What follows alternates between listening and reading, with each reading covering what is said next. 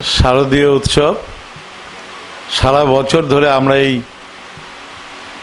মায়ের অপেক্ষায় বসে থাকি, কখন মা আসবে, কখন মায়ের পূজা অর্চনা করার সুযোগ পাব, কখন অঞ্জলি দেওয়ার সুযোগ পাব। বছর ভরে এবার আবার মা আসছেন, শারদীয় উৎসবের ঢাকে কাঠিপাঠু পড়েছে। আশা করছি খুব ভালোভাবে পুজোটা কাটবে। সব মানুষ প্রশাসনের সাথে সহযোগিতা করে পূজা এবার সুন্দরভাবে কাটবে। প্রত্যেকটা মানুষের হাতে পয়সা আছে, পূজার বাজারও রমরমা। কারণ 70% মানুষ কৃষিজীবী মানুষ, তাদের উৎপাদিত ফসলের ন্যায্য মূল্যটাও পাচ্ছে। সুতরাং পুজোর বাজার এবার রমরমা রয়েছে, ভালোই চলছে। সবাইকে শুভেচ্ছা জানাচ্ছি।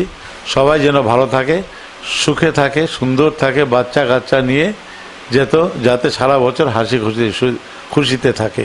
ভগবানের কাছে, মা দুর্গার কাছে এই প্রার্থনাই করছি।